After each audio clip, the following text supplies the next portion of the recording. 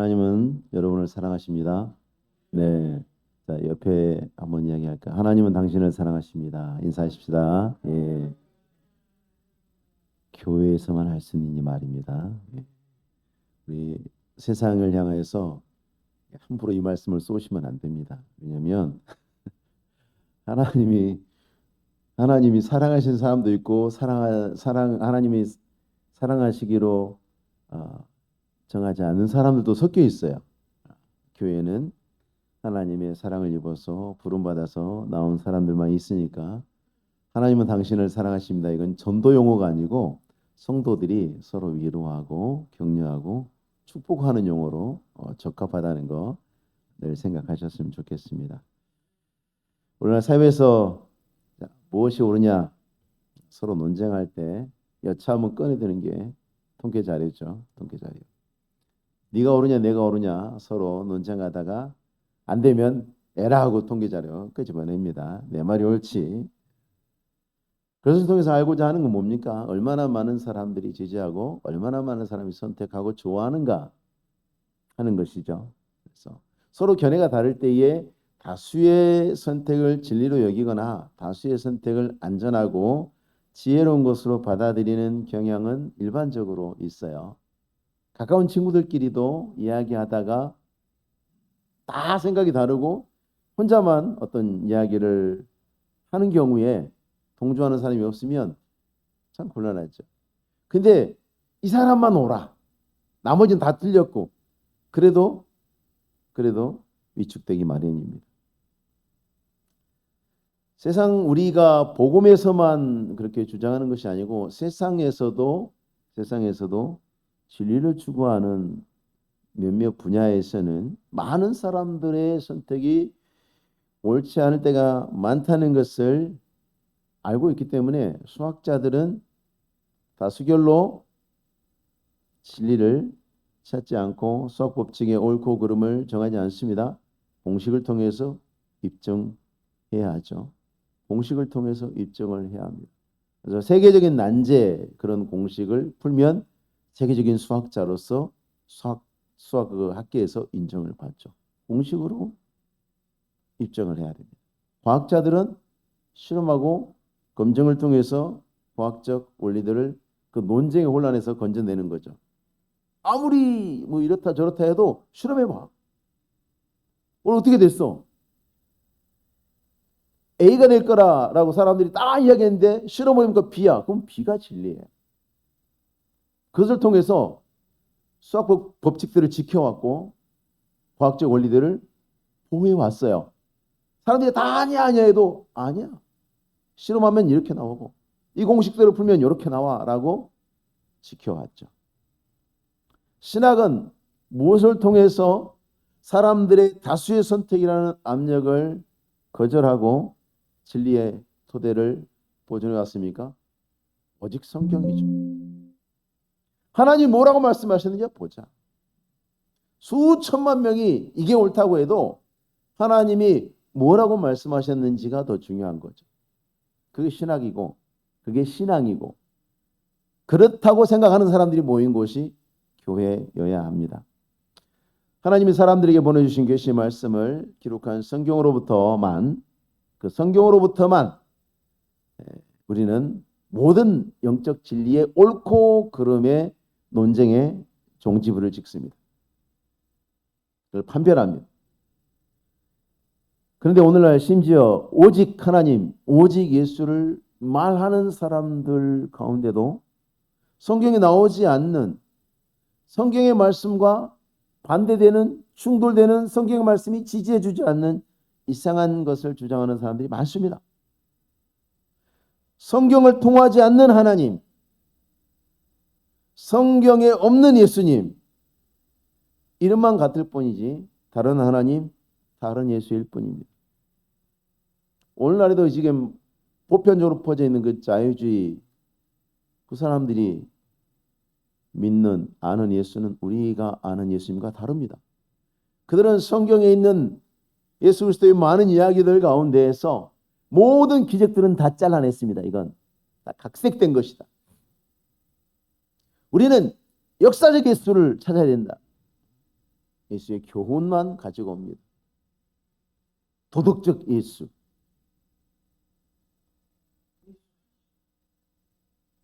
무리를 걷지 않으신 예수.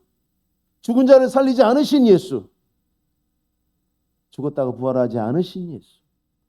그 예수는 우리가 알고 우리가 믿는 예수가 아니죠. 이름은 예수 그리스도인데 우리가 아는 그분이 아닙니다. 우리가 믿는 그분이 아닌 것입니다. 하나님과 예수님의 이름을 사칭하는 바알들이 이 시대의 교회 안에서 일어나고 있습니다. 이전 시대에도 그랬고 앞으로도 일어날 것입니다. 지금 갈라디아 교회의 혼란도 바로 그것이 핵심에 자리 잡고 있습니다. 갈라디아 교인들이 봤을 때는 사도 바울도 하나님 이야기하고 거짓 교사들도 하나님 이야기합니다. 사도 바울도 구원을 말하고 거짓 교사들도 구원을 말합니다. 뭐가 달라? 이렇게 보이는 것입니다. 다른 것이 없어요. 거짓 교사들이 거짓 교사로 보이지 않습니다. 사기꾼이 사기꾼으로 보이면 그건 실력이 없는 거죠.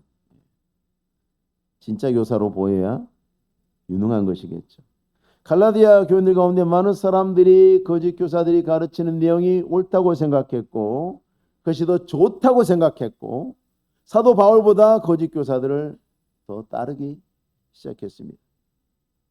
교회가 다툼이 생기고 분열이 일어나겠죠. 이 사람이 옳다? 저 사람이 옳다? 갈라지지 않겠어요?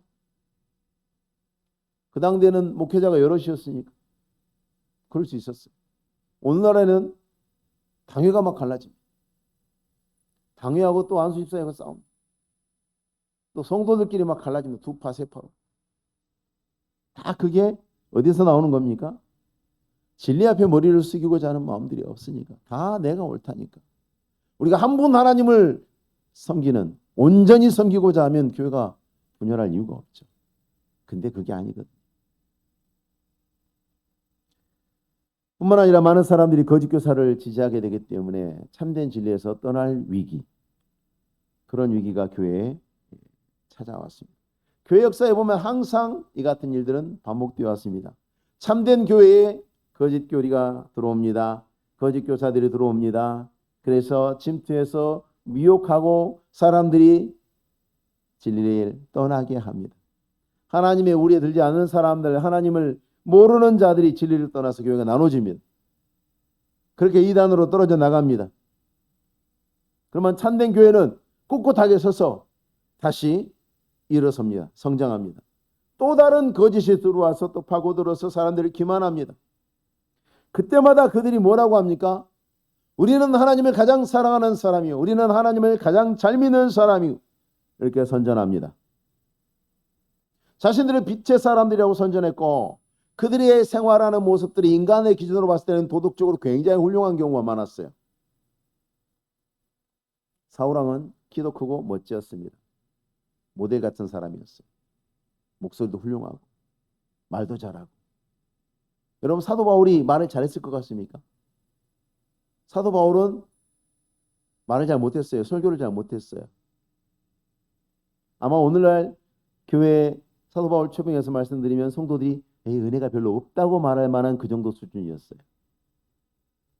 은혜가 별로 없다고 평가하는 성도들이 평가가 옳습니까? 바울이 옳습니까? 바울을 뛰어넘을 사람이 누가 있습니까? 사람 중에.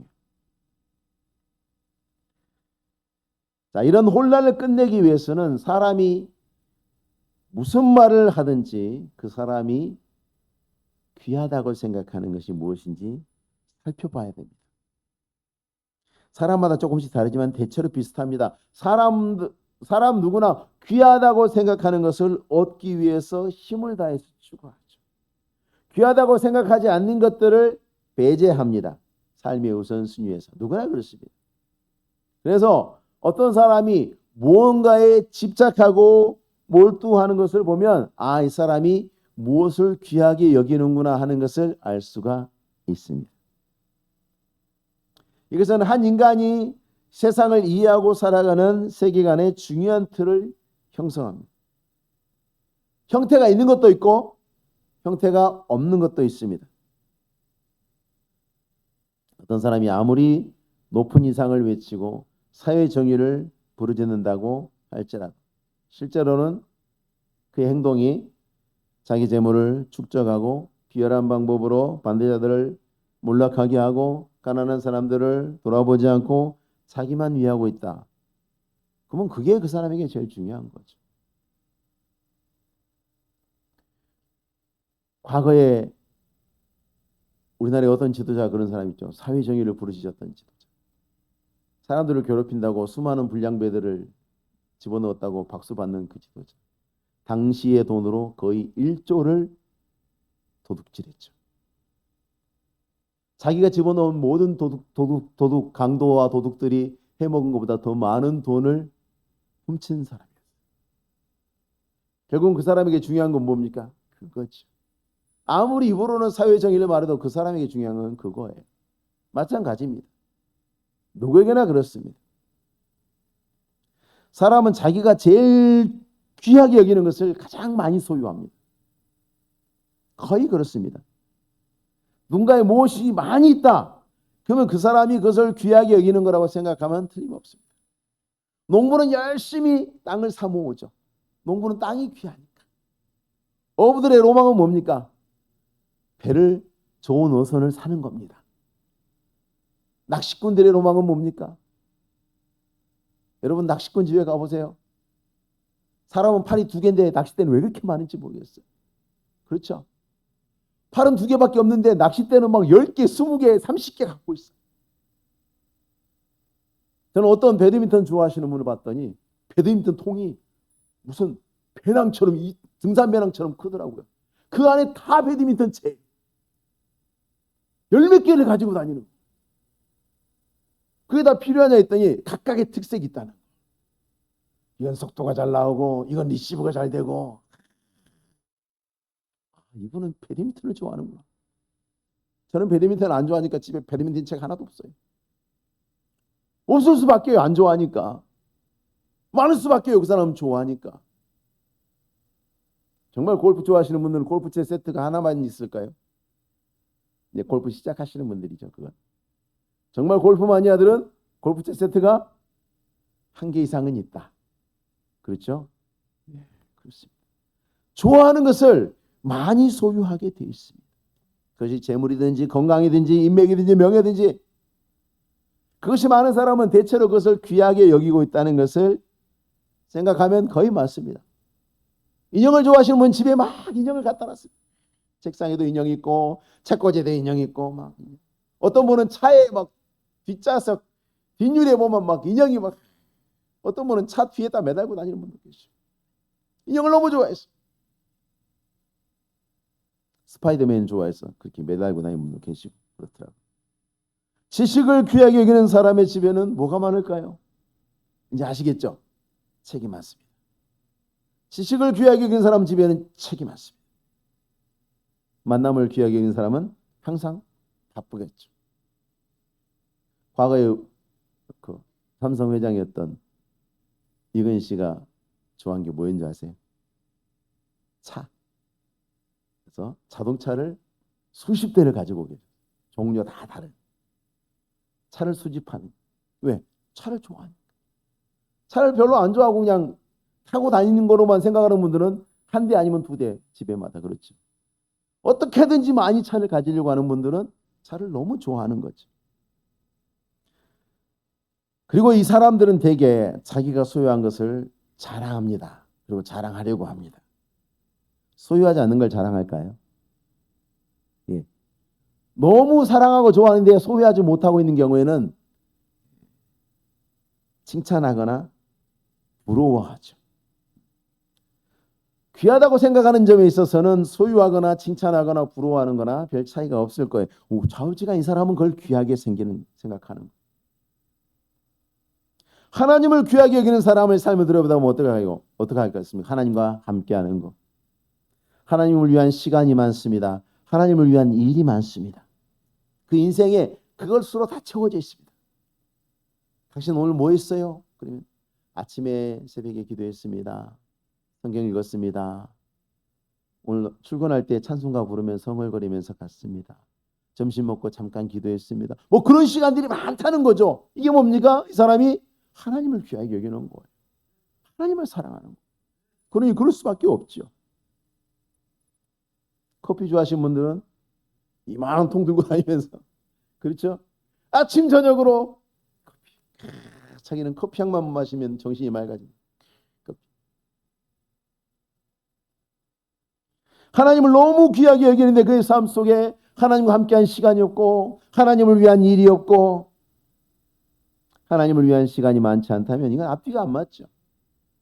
하나님을 너무 좋아하는 사람은 틈만 나면 하나님 자랑을 해. 누가 요즘 힘들어서 어쩌고 예수 믿어. 그죠? 자식이 속을 세게 자식 다 소용없어. 예수 믿어. 그렇지 않나요? 정말 하나님을 사랑하는 사람 입에서는 그 이야기밖에 안 나와. 그 이야기밖에 안 나와. 그래서 옛날에 우리 믿음의 선배들을 영예로운 별명이 뭐였습니까? 예수쟁이. 뭐 말만 하면 예수래 그냥. 응? 그죠? 소화가 안 되고 뭐 예수 믿어. 하여튼 그랬어요. 그 정도였어요. 그 정도. 오늘날 우리는 한참을 뒤져야 예수가 나오지요. 콕 찌르면 예수 나오는 것이 아니라 한참을 뒤져야 이제 예수가 안주머니에 돈 나, 뒷주머니에 돈 나. 귀한 것을 이렇게 소유하는 주체는 나 자신이죠. 그래서 소유하는 것은 나에 의해서 결정됩니다. 내가 뭘 가질 것인가 내가 결정하죠. 내가 무엇을 얼마나 가질 것이냐 내가 결정합니다. 난 다 필요 없고 집 한 채가 최고야. 그러면 다른 건 다 팔아서 집을 사겠죠. 어떤 사람이 귀한 진주를 발견해서 자기 걸 다 팔아서 자기 소유를 팔아서 진주를 샀느니라. 그게 뭐겠습니까? 이게 제일 좋아. 그렇게 되는 것입니다.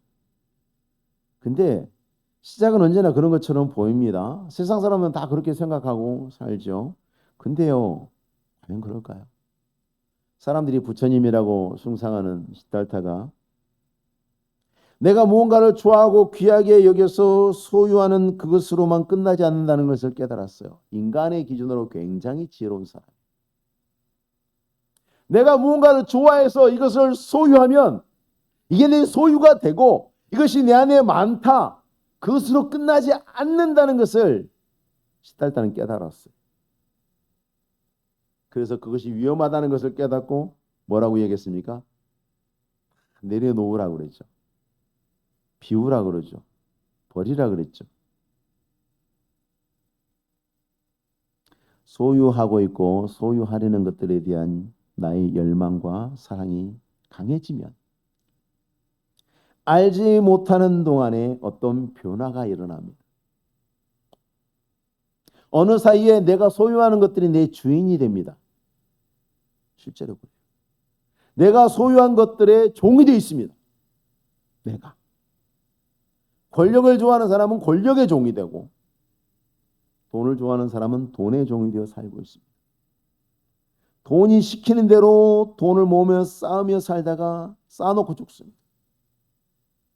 과거에 소련의 비밀 첩보기관 KGB에서 이 서방 진영에 있는 어떤 중요한 인사들을 포섭할 때 뭐 알아보는 줄 아십니까? 그 사람이 좋아하는 여자를 좋아한다면 미인을 보내고 돈을 좋아한다면 돈을 보내고 그렇게 포섭해요. 그 사람이 좋아하는 거 그거부터 연구해요. 그리고 그것을 통해서 그 사람을 소유해요. 통제해요. 그 사람이 좋아하는 것을 주고 그것으로 그 사람을 통제해요.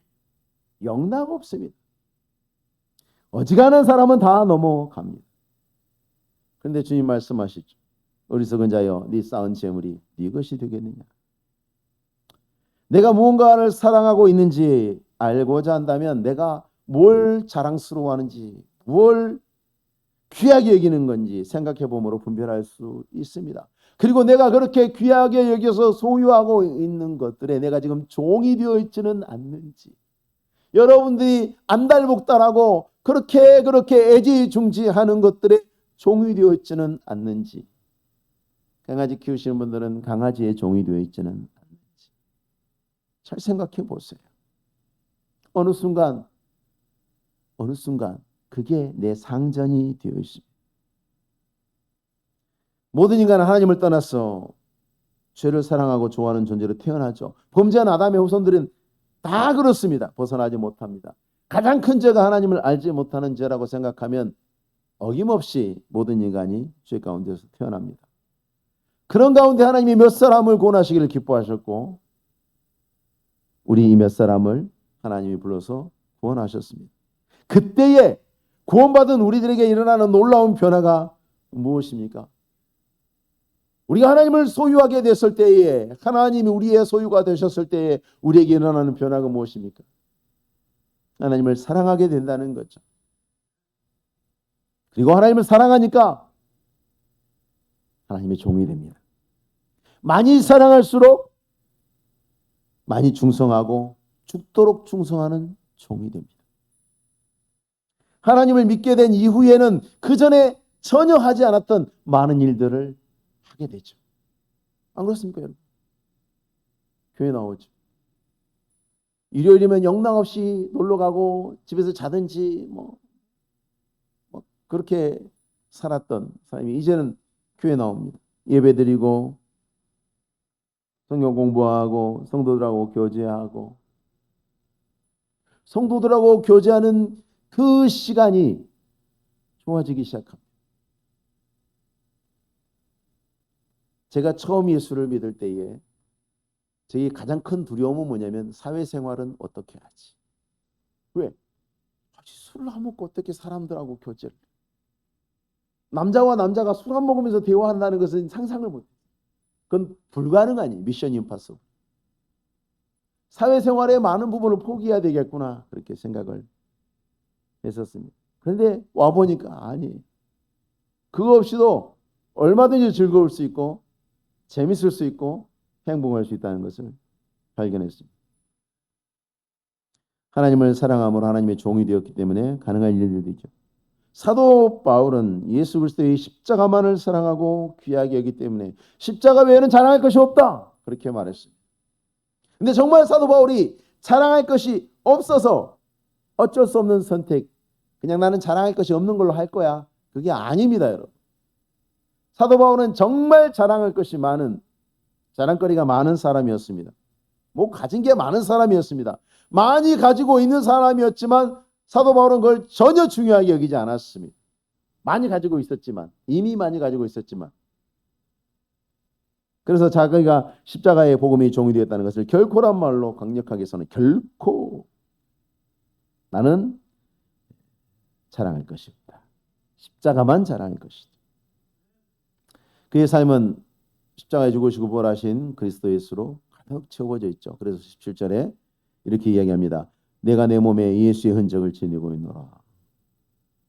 삶의 그리스도의 흔적. 우리는 살아오면서 우리의 삶의 흔적들이 있지 않습니까? 어린 시절에 뭐 하다가 다친 자국, 넘어져서 긁힌 자국. 그걸 보면서 그때 일이 생각나죠. 그때 큰일 날 뻔했는데 내가 요것만 다치고 말았구나. 온몸에 우리는 흔적이 많습니다. 바울은 뭐라고 합니까? 그랬어요. 바울의 몸에는 예수의 흔적. 그렇게 살았던 훌륭한 바울인데도 왜 갈라디아 교인들은 거짓 교사들을 따라갔을까? 왜 갈라디아 교인들에게 거짓 교사가 인기가 있었을까? 분명히 이유가 있어요. 이유가 없지 않아요. 그리고 그 이유는 오늘날 우리가 참된 신앙에서 멀어지게 하는 데 있어서 강력한 유혹입니다. 똑같이. 바울의 근심이 바로 갈라디아 교인들이 참된 신앙에서 멀어져서 거짓 교사들을 따르기 시작한 것이었죠.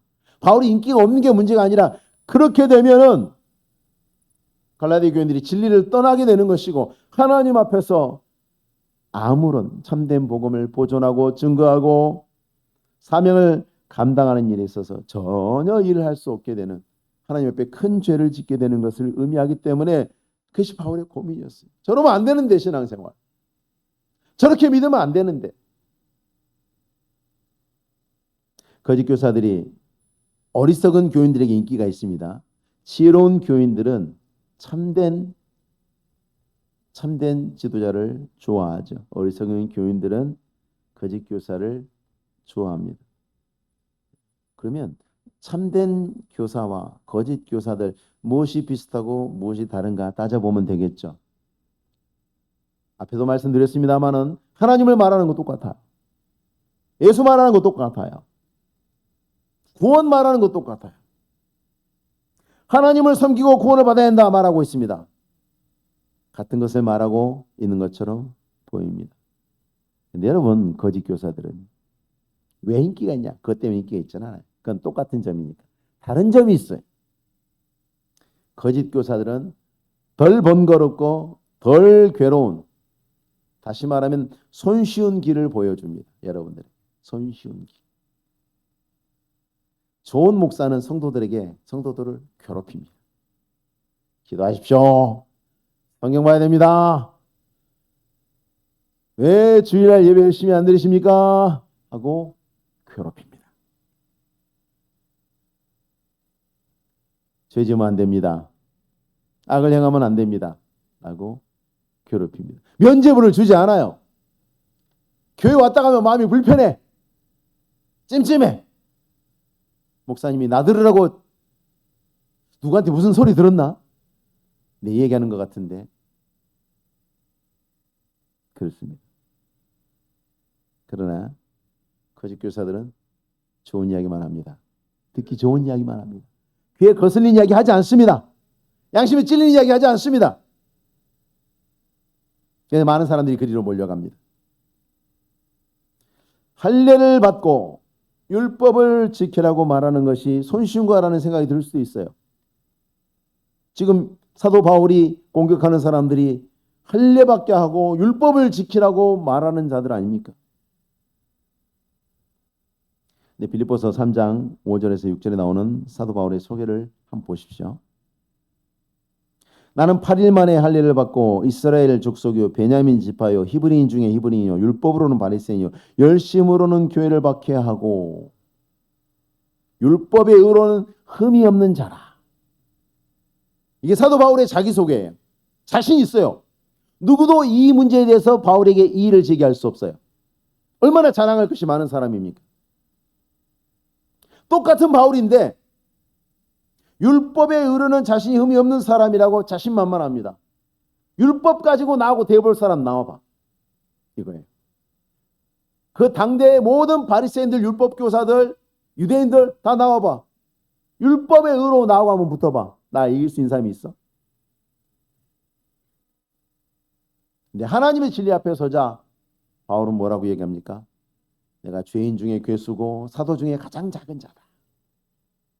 이렇게 고백합니다. 여러분, 하나님의 진리 앞에서 불꽃 같은 눈동자로 우리를 살피시는 성령의 감동하심으로 우리를 들여다보시는, 우리 중심을 들여다보시는 하나님 앞에서 신앙 양심을 따라 사는 것이 훨씬 어려운 거예요. 사람들 보는 데서 보는 것만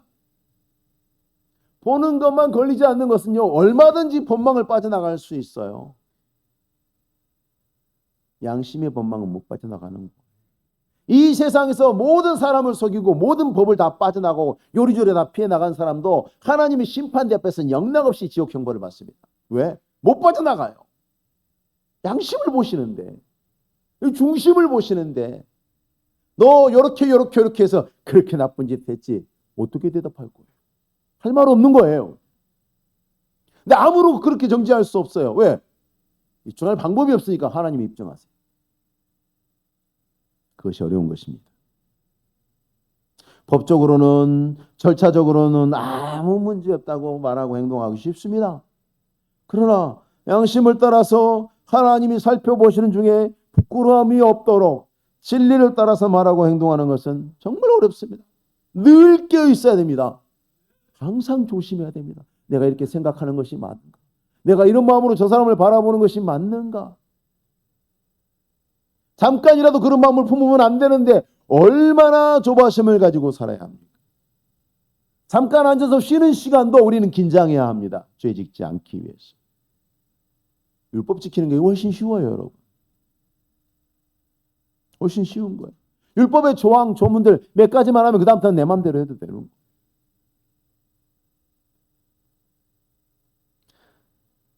이와 같이 하나님 앞에서 신앙 양심을 따라서 사는 것이 십자가를 자랑하는 것이고 하나님을 사랑하는 것이고 하나님을 소중히 여기는 것이고 하나님이 종이 되는 삶입니다. 거짓 교사들은 적당히 손쉬운 썩은 것을, 타락한 것을, 하나님이 받지 않는 가짜 복음을 사람들에게 던져주고 자기들은 세상의 반대와 핍박을 면하려고 하고 있습니다. 사람들의 지지와 인기를 얻게 되니까 교회 안에서 영향력도 행사할 수 있습니다. 오늘날 이런 거짓 교사들이 교회와 목회자와 교회 지도자의 이름으로 적지 않게 행사하고 있습니다. 앞으로는 없을까요? 있어요. 계속 그렇습니다. 그때나 지금이나 이런 분의 사람들이 인기가 많아요. 사람들에게. 어리석은 사람들. 왜? 사람들의 가려운 데를 긁어주고 비위를 맞춰주고. 가려운 데 긁어주고 비위 맞춰주는데 누가 싫다 해요? 그러나 우리 성도님들은 하나님의 진리의 말씀 앞에서 우리가 매 순간 두렵고 떨리는 마음으로 신앙생활을 하기를 원하시고 또 힘쓰셔야 합니다. 사람들이 보고 안 보고가 아니라 하나님 앞에서 여러분의 양심, 하나님 앞에서 신앙생활 하셔야 돼요. 하나님이 내 마음의 중심을 보신다. 내가 입으로는 교회를 위합니다. 그러고 마음으로 그렇지 않는 것 조심해야 돼요. 내 마음은 그렇지 않은데 말만 그렇게 하는 것 조심해야 돼요. 난 네가 잘 되기를 원해. 그러면 하나님 제가 그 말 같은 마음으로 살게 하옵소서 그렇게 기도하면서 그 말을 해야 돼요. 그래야 죄가 되지 않습니다. 당시에는 오직 예수 그리스도만이 하나님에 나가는 구원의 유일한 길이라고 증거하고 가르치는 것이 좋은 반응을 얻을 수 없었습니다. 많은 사람들이 반발하고 싫어합니다. 저항하고 반대했습니다. 오늘날에도 오직 성경에 오류 없는 하나님의 계시의 말씀이다 말하면 사람들이 반대하고 발끈합니다. 그 사람들은 외형적인 교회 안에 있지만 참된 교회에 속하지 않는 사람들이고 갈라디아 교인들처럼 사람들에게 인기가 높습니다. 바울보다 인기 높았던 거짓 교사들과 같습니다. 예나 지금이나 진리를 그대로 믿고 그대로 증거하는 사역자들 조롱받고 경멸받고 사람들이 기피하고 비박을 피할 수 없습니다. 그런 참 믿음의 사람들을 향해서 오늘날 뭐라고 공격합니까? 여성 인권을 반대하는 자들, 폐쇄적인 자들, 배타적이고 독선적인 사람들, 다른 사람들의 생각에 대해서 너그럽지 못해서 편협해서 하나님의 사랑을 실천하지 않는 사람들이란 비난이 쏟아집니다. 실제로 그렇습니다. 그래서 거짓 교사들은 불편을 피하고 사람들에게도 불편한 길을 가지 말라고 권합니다. 그때나 지금이나 사탄의 목표도 분명하고 사용하는 미끼도 변함이 없습니다. 손쉬움, 편안함, 이 유혹은 언제나 강렬합니다. 그리고 그 사람들이 사람들을 설득할 때 자신들의 생각이 대세라는 것을 항상 내세웁니다. 통계 수치를 내세웁니다. 통계 수치 안에 마치 하나님의 뜻이 있는 것처럼 사람들을 설득합니다. 오늘날 교계신문 보십시오. 기사를 보면 입으로는 하나님의 뜻인데 매일같이 내세운 것이 몇 프로냐 몇 프로냐. 세상 사람들이 문제를 풀어가는데 합당한 방식이라고 여겨지는 것들이지 교회의 선포와 사역의 방향을 그것이 결정해서는 안 되는 것입니다. 현대의 많은 교회들이 민주화가 되어가는 것 같습니다. 하나님이 왕되심을 벗어버리고자 하는 자들, 성경의 통치를 억압으로 여기는 자들, 이제는 벗어버리자. 그게 여러분 프랑스 혁명에서 멍에를 벗어버리자. 왕의 멍에, 종교의 멍에를 벗어버리자. 그것이 그들의 구호였습니다.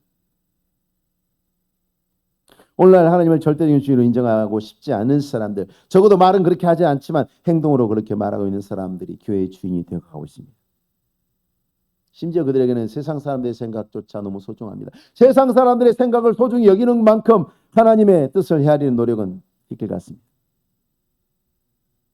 그들의 생각대로 만연히 모이는 것이 진리고 많은 세상 사람들의 생각이 진리라 한다면 그것이 교회가 나아갈 방향을 보여주는 나침반이라고 한다면 교회는 더 이상 성경을 가지고 있을 필요가 없습니다. 하나님께 물을 필요가 없습니다. 사람들에게 물으면 끝나는 것입니다. 성경을 펼쳐서 무엇 하겠습니까? 아무리 사람들이 박수쳐주고 자기 스스로 잘하고 있다고 자부할지라도 하나님 은혜 없으면 뭐할 따름이죠. 그것을 잊어서는 안 됩니다. 16절에 무릇 이 규례를 행하는 자에게와 하나님의 이스라엘에게 평강과 긍휼이 있을지어다. 오직 십자가, 오직 예수, 오직 성경. 그것을 따르는 곳에 평강과 긍휼이 있다는 것입니다. 갈라디아 거짓 교사들이 할 일을 해라. 율법을 지켜라. 그럼 핍박을 받지 않을 것이다. 네 신앙생활이 편할 것이다. 근데 거기는 은혜가 없습니다.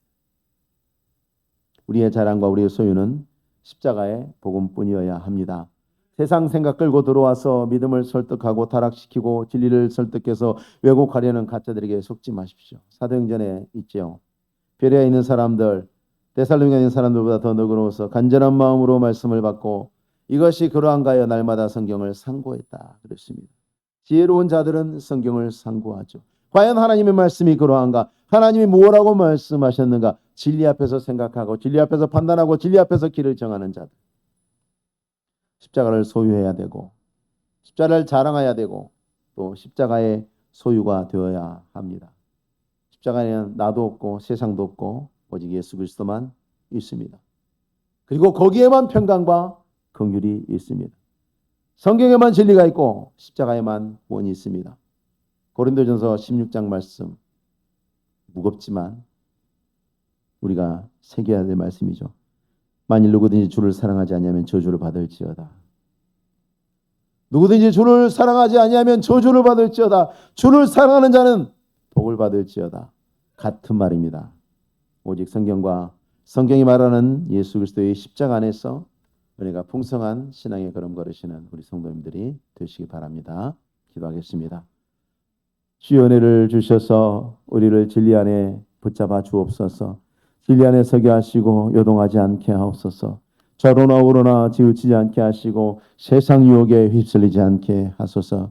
언제나 주의 말씀과 진리 안에 주의 십자가만 우리의 자랑으로 삼고 살아감으로 언제나 하나님 주시는 은혜와 평강이 충만한 복된 종들의 삶의 걸음이 되게 하옵소서. 감사를 드리며 예수님의 이름으로 기도하옵나이다. 아멘.